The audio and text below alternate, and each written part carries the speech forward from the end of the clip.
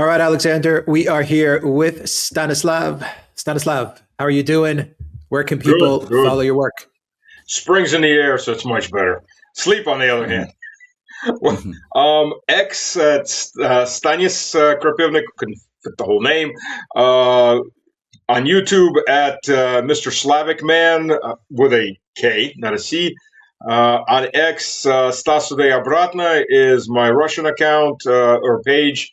And Stas was there as the English language one. Oh, and Substack, Zmei Garinich. All right. Those links are in the description box down below. I will also add them as a pinned comment. Stanislav, Alexander, let's talk about what is happening in Ukraine and perhaps how it's connected to everything that is happening in the war in Iran. Russia's hidden hand, Alexander, is everywhere. We're collectively all powerful. Yes, exactly. Absolutely. I mean, we will absolutely definitely come to that. But it is important to remember that there is another war going on. And even as the Russians apparently have complete control of the war in the Middle East and their hidden hand is everywhere there, they actually have another war closer at home to fight, and they are continuing to fight it. Now, actually, there's been quite a lot going on, including on the front lines, which has not been attracting a great deal of attention. There's no one better to discuss that with than with Stanislav. And I'm going to go straight in. I'm hearing actually a lot going on about the front lines. We've had Ukrainian missile attacks on Bryansk with British supplied and, by the way, American guided missiles, just to say. Yeah. Yes. But before we turn to that, can you give us some quick idea of what is happening on the front lines? And I'd like to focus specifically on one place, which is Konstantinovka. And I'll tell you why, because I read a very interesting article the other day, about 2 days ago, in a Russian newspaper, which you probably know, called Radovka, who they have some connections, I'm sure they do, with the Russian military. And the way they were describing the situation in Konstantinovka, I got the sense that there is either already a cauldron involving the Ukrainian troops there, or one that is forming fast. And that this is another one of those crises in the war that basically creeps up almost unnoticed. This is what happened with the cauldron in Pokrovsk and Mirnograd. We only found out about it when Putin and the military told us about it. Tell us what's going on.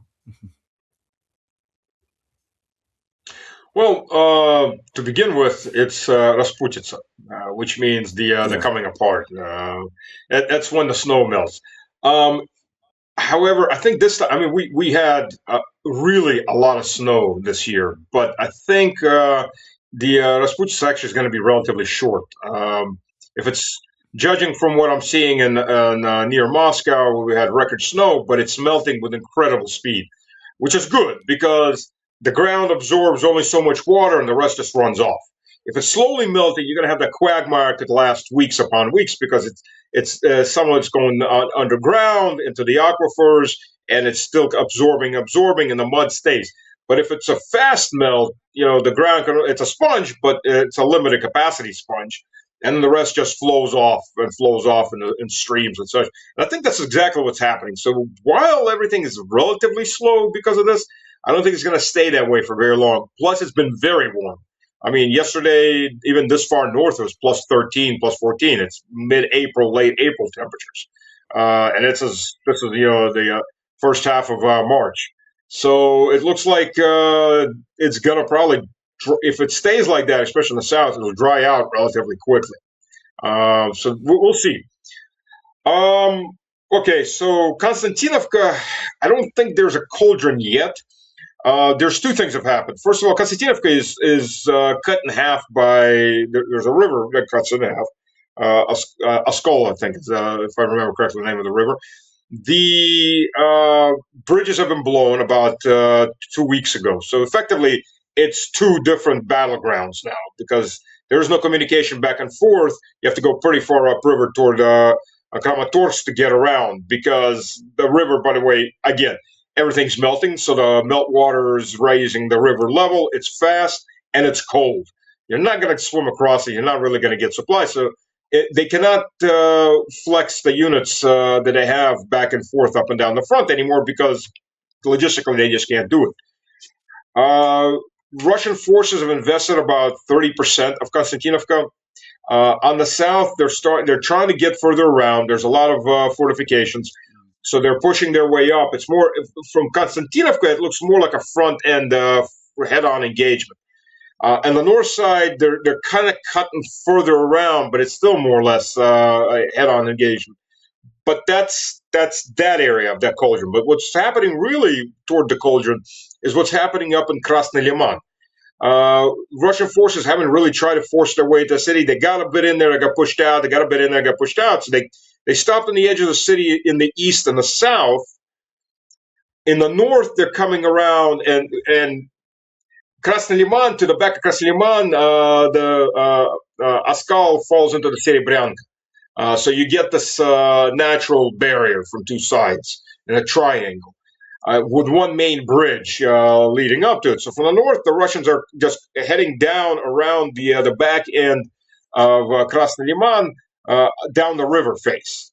And in the south, they're doing the same thing, except they're heading toward the bridge.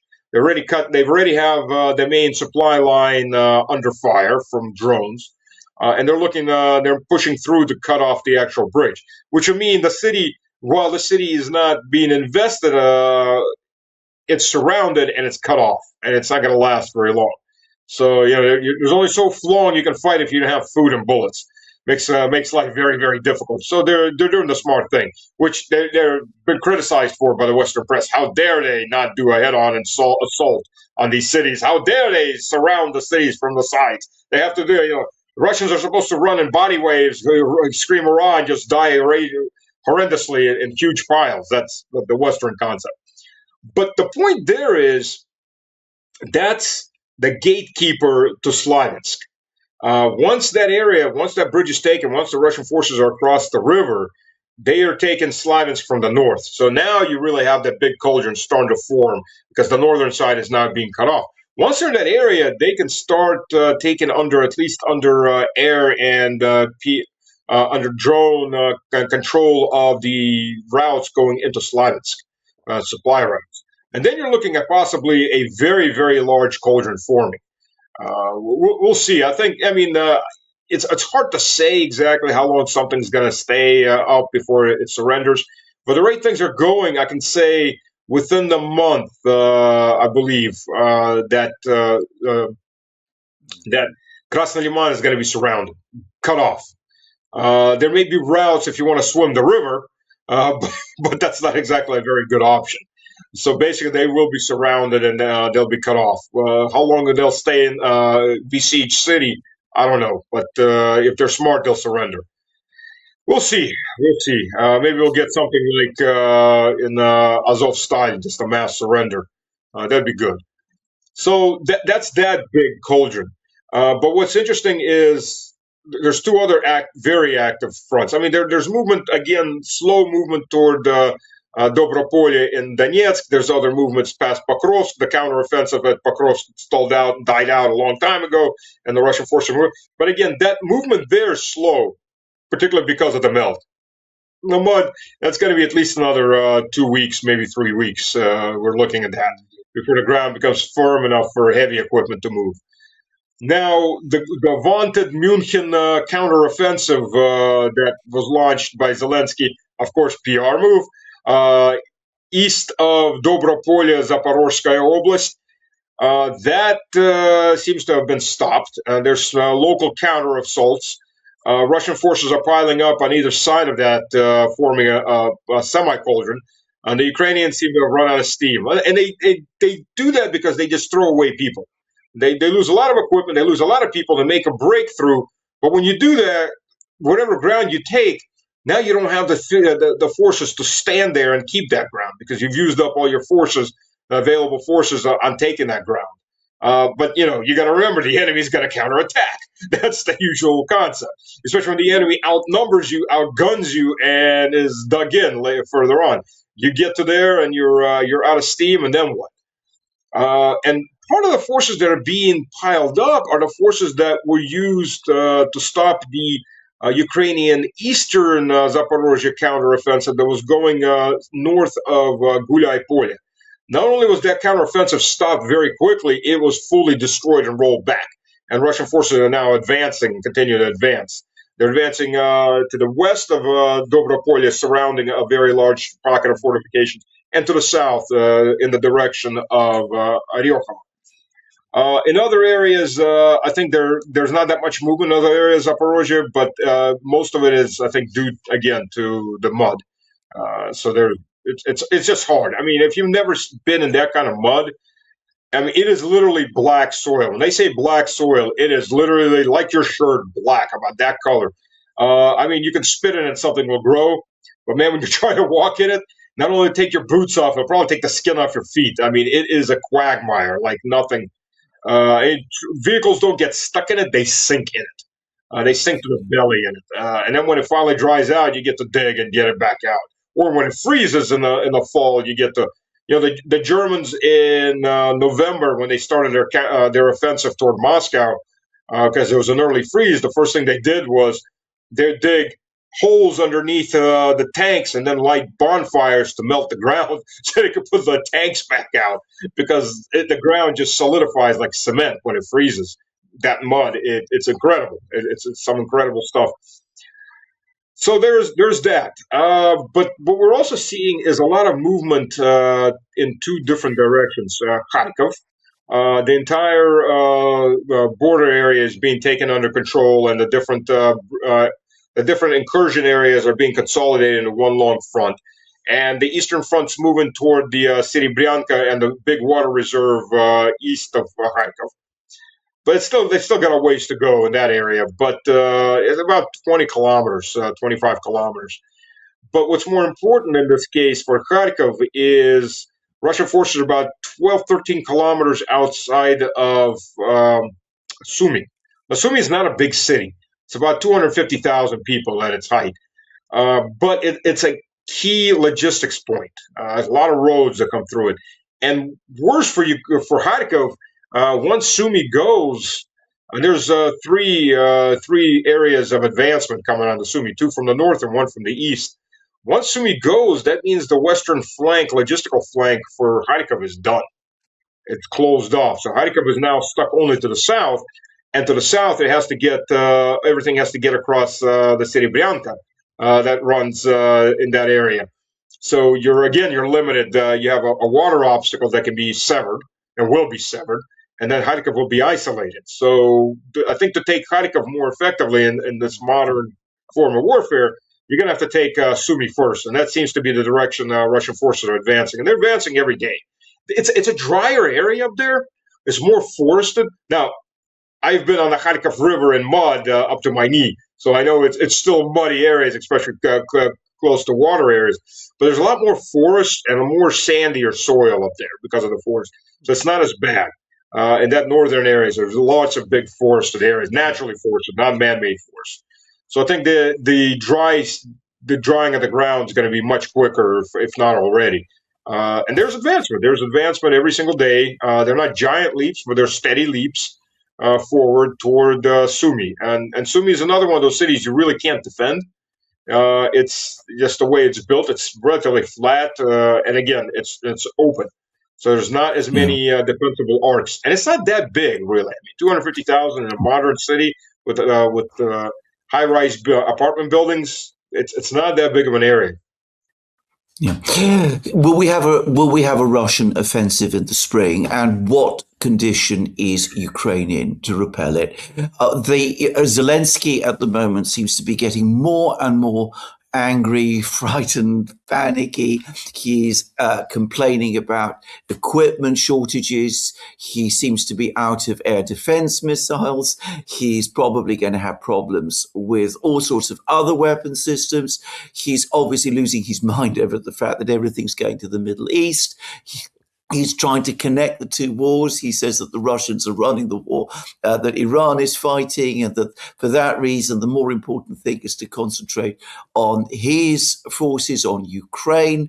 First of all, I mean, is this a equipment crisis developing in Ukraine?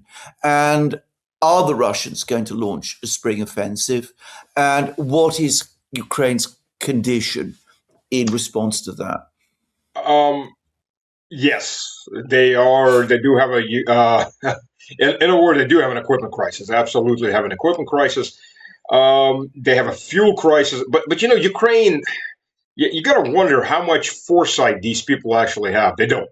Look, the Druzhba pipeline, which is kind of counterproductive for Russia, considering Hungary and Slovakia were providing 20% of the diesel that Ukraine used. And that diesel's, of course, coming out the refineries, Lukoil refineries that were producing off of Russian oil. So Hungary and Slovakia, while being against the war, are also feeding the war.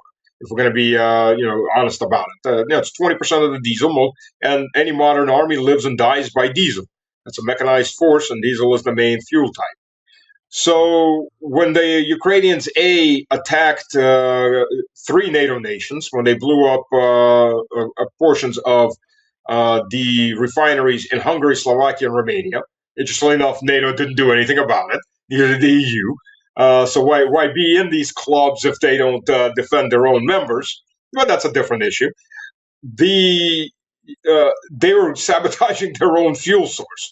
Now, I mean, they've gone further. They're cutting off the Druzhba pipeline, which, they've attacked pumping stations on the Russian side for the Druzhba pipeline and multiple times, which, by the way, also earns them money while we're at it. Not only does it provide them diesel, they actually do get money for transit. This is a very odd conflict in this issue. They're still making money off of the transit of oil across their territory, which they're not exactly rich and they don't have exactly very many sources of income, but that's one of them. That's been active for the last 4 years. So they're cutting off their own. In Russian, it's called "отморозить нос, чтобы разозлить бабушку." Freeze off your nose to spite your grandmother. It's a relatively silly move, and now he's threatening to kill Orban's family, which is, I think, is a wake up call to the Europeans in general, who they're dealing with in Ukraine, the Frankenstein they created in Ukraine. Yeah. Now the counteroffensive, God, I hope so. I haven't been invited to many Stavka meetings, unfortunately, but speaking to lots of to more than a few generals and colonels. And I know in my own training, I would do a major assault about right now. The Ukrainian line will not hold. Casualties will be up, of course, on the Russian side. If they do that, there's 300,000 troops. You can launch a tank army into a full frontal assault. That line will buckle and buckle fast. True, casualties will be high the first couple of days, but once the collapse of the line starts, you can have a major breakthrough easily enough. Ukraine is down. I mean, there's no place they can put in 60, 70, 80,000 troops on a sector that's, say, 10, 15 kilometers wide, 20 kilometers wide, and try to stop in depth. Most of their, except for Kramatorsk, Slavinsk, and Konstantinovka, that's their main lines of defense. Everything else are ad hoc compared to those lines. And the further east you go, the more ad hoc they become or non-existent. So any place like that you could just punch through with a heavy tank force, you would do massive amounts of damage. Combined arms force. Personally, Russia can easily carpet bomb the entire front in any sector like that. The strategic bombers can easily be used to carpet bomb a section of the front that's, say, 20 kilometers, 30 kilometers wide. Just wipe everything out that walks, moves, breathes in that area, and then punch through your armored columns. They could do that. But again, and believe you me, the generals are itching to do that. They very, very, very much want to do that. They want to have a big arrow movement that on a map. For those who don't understand, the big arrows are on the big battle maps. You have the big arrow, a whole corps or a division punching through that usually is a big arrow, as opposed to, a company or battalion would be a small arrow.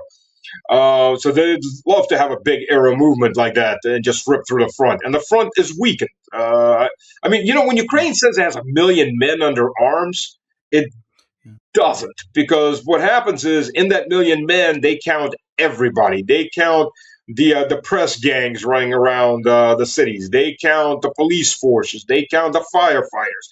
They count the emergency medical services. Anybody, any kind of uniform, they count as if military. Actual combat soldiers, maybe 300, 400,000 on a 1,000-kilometer front.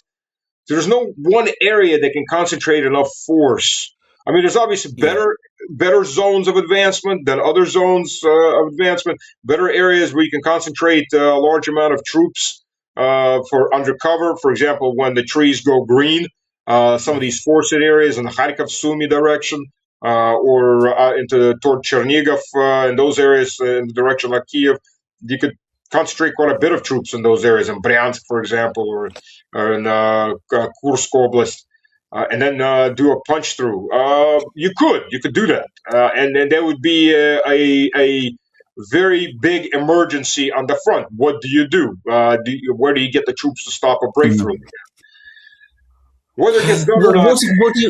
What is their equipment situation? I mean, I read, I think it was yesterday, in the American media, actually, that the United States has expended in the Middle East 1.5 times more Patriot missile interceptors than it has supplied to Ukraine since they started supplying Patriot missiles to Ukraine in the spring of 2023. Basically, there is no availability of Patriot air defense missile interceptors for Ukraine. That is ended. There are stories that there are now shortages within the US of air-to-air missiles as well. And the point about air-to-air missiles is that Ukraine uses those, the F-16s use those in order to shoot down drones. Yep. So we are now having all of these problems that the West may not be in a position to keep supplying Ukraine with weapons on anything like the scale they have up to now. And the Europeans are starting to complain about this, and they're starting to complain that they're placing orders for weapon systems, or have already placed orders for weapon systems with the United States, and those orders cannot be filled. Now, those weapons were ultimately intended for Ukraine. What does Ukraine do if these shortages exist? And is Russia in a position to take advantage of that? And how would it do so? Well, to understand all of this, you have to understand the very popular form of contracting that the U.S. military uses with its suppliers. It's cost plus. So, in other words, we decide that your profit margin is 10%. So it's the cost of the equipment and labor plus 10%. So if the item you're selling is $100, you get paid $110. So it behooves you to make that item as expensive as possible. It doesn't behoove you to make any savings. How do you do that? By manually assembling every one of those missiles. There are no automated plants, not for the Patriots, not for the THAADs, not for the Tomahawks. And because of that, there's a very limited capacity to surge, and they've surged. They've got up to about 700 Patriots a year. So you're looking at about 30 to 40, maybe 45 Patriots are assembled every month. So 20 targets, 25 targets, if you're figuring 2 Patriots per missile. And I've seen videos coming out of Israel where they actually shot at one ballistic missile. It's a relatively slowly moving ballistic missile. 11 Patriots, $66 million go, woof, woof, woof, woof. And the ballistic missile just keeps flying and hits some targets south of Tel Aviv. If they even worked as well as they're supposed to work and don't hit, about every 6th to 8th Patriot decides just to go fly wherever it wants to fly and goes hit something else. There's that little problem Raytheon doesn't want to talk about too, and they've had that problem from day one. I was speaking with Larry Johnson yesterday. He's a friend of mine, and he sat down and he calculated how many PAC-3 Patriots have been produced. It's a little over 4,000. That's since 2016. Now, 4,000, that's 2,000 targets overall. Now, you got to figure how many of those went to Ukraine, how many of those have been used up by the Saudis and others. And yes, the U.S. is out of missiles. Quite literally, it's out of missiles. That is even worse. The U.S. came into this conflict with Iran, had 192 THAADs on location in Israel, and about another 70 THAADs in other locations, like the ones, by the way, they're evacuating out of South Korea. There was a good video, South Korean video. They were showing these THAAD, everything's being evacuated on the ship to Israel, because they're scrambling to get everything out of everywhere. So any Patriot missiles that were located in Poland waiting to be shipped off to Ukraine, bye-bye, they're gone. Israel has priority. And as a matter of fact, even a week ago, there were pictures coming out of the remains of Patriot missiles, of some of the covers, and the dates are 2000. So you're looking now at PAC-2, the older missiles, the less accurate missiles. PAC-1, I don't want to talk about. Those missiles are a piece of crap that never could hit anything, and Raytheon just flat out lied about the statistics when Gulf Storm, Desert Storm started. I had friends that watched 4 or 5 Patriot missiles used to take out one Scud, which is an R-11, which is a primitive 1950s ballistic missile that doesn't have its targeting system is a gyroscope. And when the fuel runs out is when it drops and hits something. I mean, it's as primitive a ballistic missile as you can get. And it was taken 4 PAC-1 first generation Patriot missiles to take that out. I mean, it is steady, direct flight with no acceleration, 0 maneuvers, and it's not fast. So if they're down, PAC-2 is better, of course. But if they're down to PAC-2s, this is very bad sign for U.S. forces. They're flat out of missiles. And you know what I've heard through my sources, the big bases in the Gulf, they're literally out of missiles. They don't know what to do. They don't have bunkers, by the way. You know, they never built bunkers because they were so committed that our anti-missile systems will defend. They never. So everything's rushing down there. So yeah, for Ukraine, this is a catastrophe. There are no missiles. That's it. Whatever you've got, they probably won't take them out of the field that they've already delivered, but whatever you got is all you've got. That's it. You can count some on Irises, maybe Stinger missiles, but against a Duran 3, even the Stingers are having a lot of problems because Duran 3 goes fast. It has a jet engine attached, a turbine engine, so it goes much, much faster. And that becomes a very big problem because you can't catch it anymore. It's not those old Shaheeds or even Duran 2s. So now what do you do? And Ukraine is open in the air, so that makes everything a very big fat target. It makes it very complicated. And on top of that, what makes things even worse is the Duran 2s are now pilotable by remote control. They're not just, you don't just send them out to a target and they fly out to the target and blow the target up. Somebody can actually take direct radio control over them from, say, Moscow or St. Petersburg or Donetsk, and guide them in to a specific target, like, say, a bunker that happens to be in the way of your troops, or a HIMARS launcher system that just launched an ATACMS, hasn't had a chance to get away, and it catches a HIMARS. Oh, like happened a couple days ago. And 2 Mercs, probably Americans, just got killed with that HIMARS. That's the reality. Now you've got Durans hunting HIMARS, which changes a lot of the logic of the battlefield. What is the situation with Ukraine's ground forces? I mean, you talked about manpower shortages, which the Ukrainians themselves talk about an awful lot, by the way. But what about their equipment situation, their artillery? I've heard that their artillery is in poor shape too, and that in the drone war, they're starting to be swamped in the with FPV drones as well. And if things really are as bad for the Ukrainians, do they have a strategy? I mean, is there a strategy they can use in this sort of situation? Is perhaps their only strategy to try to cling on to Slavyansk and Kramatorsk for as long as possible and hope to wait the Russians out that way? I mean, just these speculative these questions? It seems holding on. I mean, they're doing counteroffensives. Obviously, it was right before the München conference. They did the counteroffensive in Zaporozhye. And that's more, I think, PR based, because Zelensky was hoping to walk away with new bennies and goodies out of München, and instead walked away empty handed. Because literally, a lot of these countries, they don't have anything left. Germany has already told them several times, we don't have anything left. We really can't produce what we need to produce, especially when gas prices skyrocket up 70% and it's no end in sight. And oil prices are skyrocketing. And Merz, under Merz, they closed the last atomic power plant. Now what do? You don't have the energy. I mean, in fact, it got so ridiculous. A year ago, the Union of German Industrialists proposed, let's remove sanctions off of Russia for steel so we can get steel and gas and produce artillery shells to go kill Russians. Yeah, I know. This is the ludicrousness of this, but they actually made that proposal to the government. Whether they did it in jest or seriously, I don't know.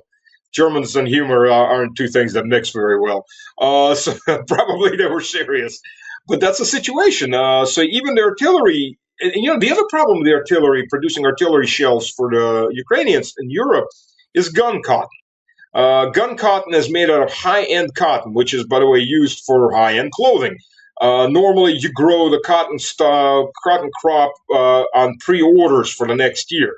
You just don't grow massive amounts of it and then try to sell it. It's already been bought a year and ahead, and it has by the clothing industry.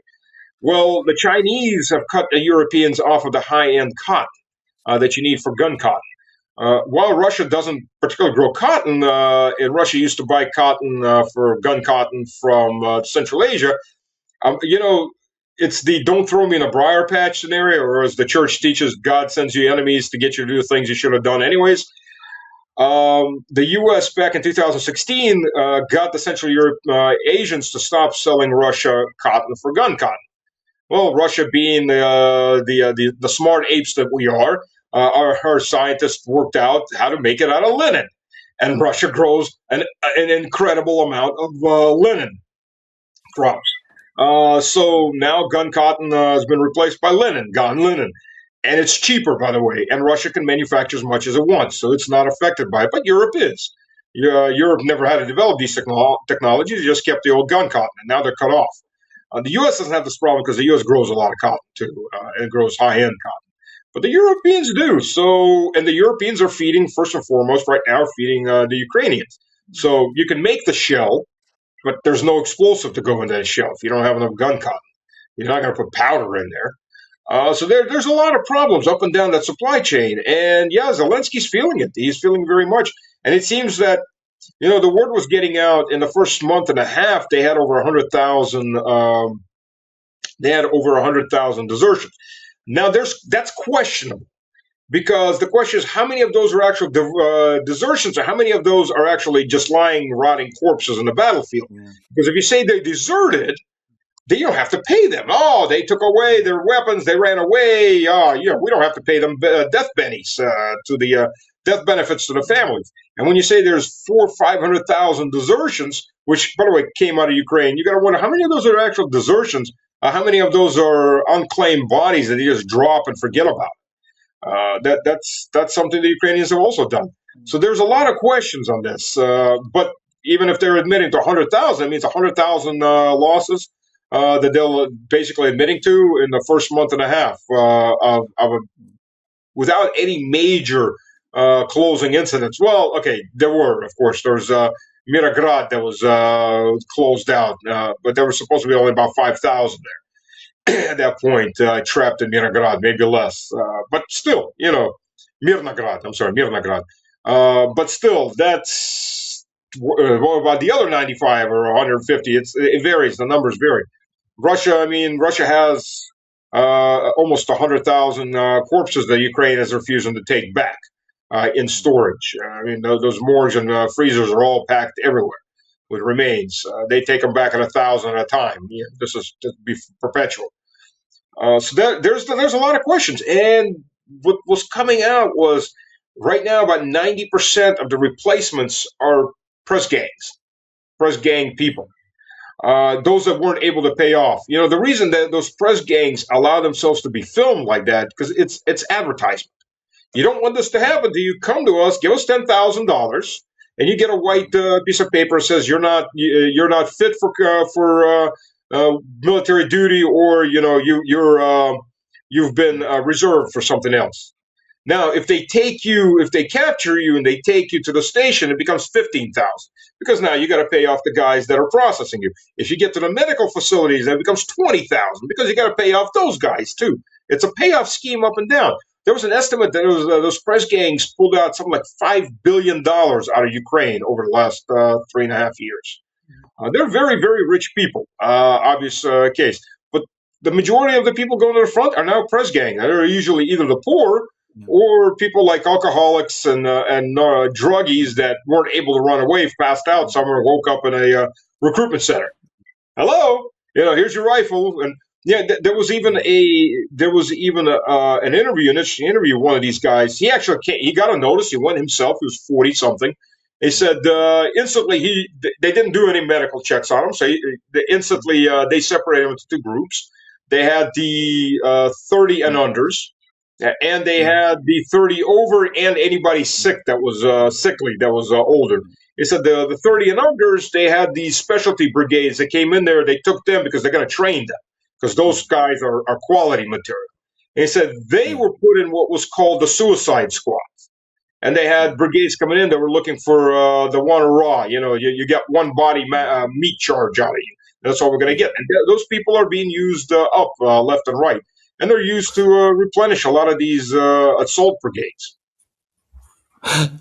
Stanislav, one very last question. Is this going to be the last year of the war? Is this going to be the last big year of fighting in the war? Lots of people are saying this, that the situation is becoming lopsided, that the Ukrainians are becoming exhausted. What is your sense here, especially if the situation was just allowed to conclude in a military way? If the situation is allowed to conclude in a military way without any interdiction from any other European powers, Americans are never going to fight in Ukraine. Let's begin with that. They'll sell weapons to Europe, but they're never going to fight in there. If it's allowed to conclude on its own, yes, I think this year will be finally the end of this, to at least a degree. Once there's a big collapse, when there's any big collapse in any sector of the front, you'll see big movements. That's one. Two, whether that closes out a war of a guerrilla-type partisan war in Western Ukraine, probably not. I mean, look, let's be honest, we were fighting the Banderites. And I mean the Soviet Union and Poland and Hungary at that point, were fighting Banderites to the early 1950s, these little bands of Banderites.